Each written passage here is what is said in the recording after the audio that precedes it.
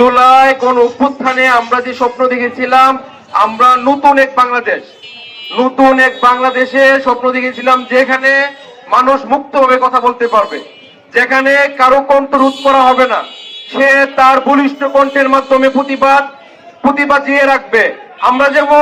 আমরা যেমন আমাদের প্রশংসা যেমন শুনতে চাই, কেউ যদি আমাদের বিরোধিতা করে ওইটাও আমরা শুনতে চাই। আমরা হাদি ভাইয়ের মতো ইনসাফের রাষ্ট্র প্রতিষ্ঠা করতে চাই। কিন্তু আপনি জানেন, আমাদের হাদি ভাই যার বলিষ্ঠ কণ্ঠের মাধ্যমে পুরো বাংলাদেশে একটা নতুন জোয়ার, নতুন সূচনা, উনি বাতাসা মুড়ির মাধ্যমে উনি নির্বাচনের প্রচারণা শুরু করেছিল। কিন্তু একটা চক্র ভেবেছে যদি কোনোভাবে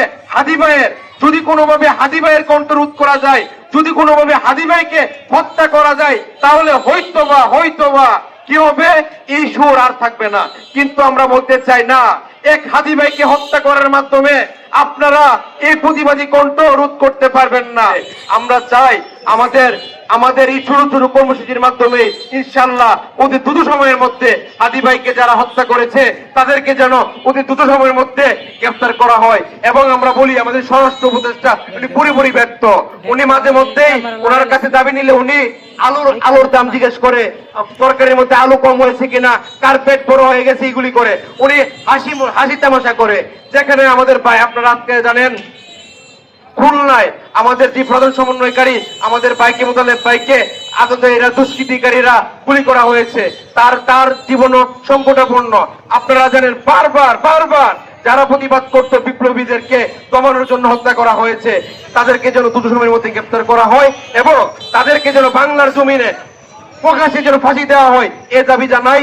দেশের সঙ্গে স্বরাষ্ট্র উপদেষ্টা মশকরা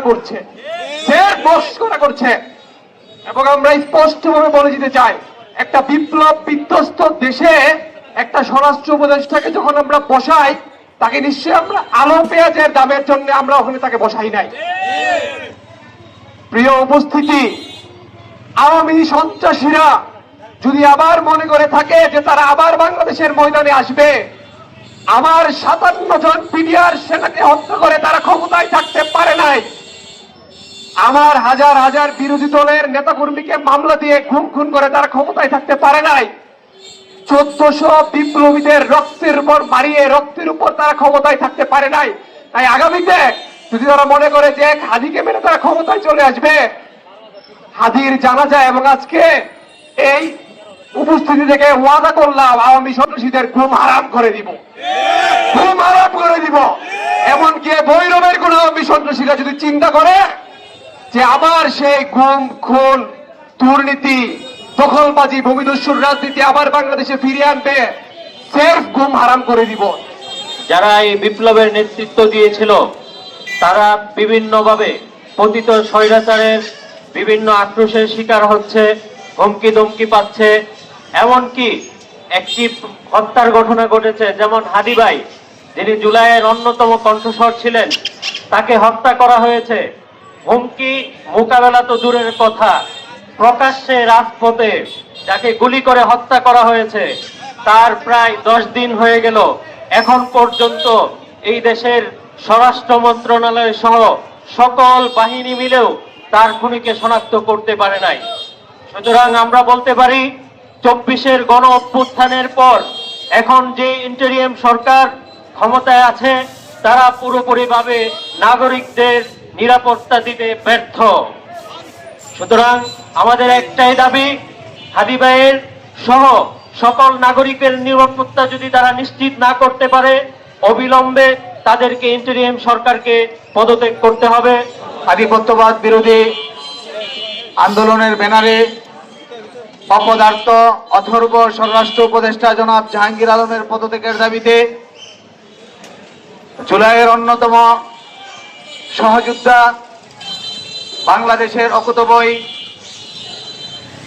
বীর যোদ্ধা শহীদ শরীফ ওসমান হাদির হত্যাকাণ্ডের বিচারের দাবিতে আয়োজিত আজকের এই পুরো চত্বরে অনুষ্ঠিত কর্মসূচিতে উপস্থিত সম্মানিত নেতৃবৃন্দ, প্রিয় সাংবাদিক ভাইরা, আমার সংগ্রামী ভৈরববাসী, আজকে অত্যন্ত ভারাক্রান্ত হৃদয়ে আজকে আমরা এখানে একত্রিত হয়েছি। 10 দিন হতে চলেছে।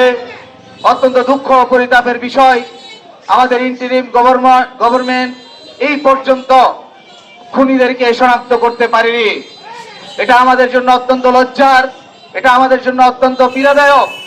এর দিনে দুপুরে প্রকাশ্যে একটি গুরুত্বপূর্ণ সড়ক পল্টনের কালভার্ট রোডে, যেখানে শত শত অফিস আদালত অবস্থিত, যেখানে রাজনৈতিক অফিসগুলো অবস্থিত, যেখানে মানুষ ব্যবসা বাণিজ্য করছে, যেখানে মানুষের গণবসতি রয়েছে, সেই একটি গণবসতিপূর্ণ জায়গায় সেখানে প্রকাশ্যে দিবালোকে শরীফ ওসমান হাদিকে হত্যা করা হয়েছে। অথচ আজ অব্দি 10 দিন হতে চলেছে আমাদের ইন্টারিম গভর্নমেন্ট সেই খুনিদেরকে গ্রেফতার করতে পারেনি। আমরা চাই জুলাই অভ্যুত্থানে যারা অংশগ্রহণ করেছে, যারা দেশের স্বাধীনতার সার্বভৌমত্বকে রক্ষা করার জন্য, যারা চেতনা ধারণ করে নতুন বাংলাদেশ বিনির্মাণের জন্য যারা এগিয়ে আসছে, তাদের নিরাপত্তা নিশ্চিত করতে হবে এবং অনতিবিলম্বে শরীফ ওসমান হাদির হত্যাকারীদেরকে গ্রেফতার পূর্বক তাদেরকে অতি সত্বর দ্রুত বিচারের মাধ্যমে তাদেরকে শাস্তির আওতায় এনে ফাঁসি কার্যকর করতে হবে।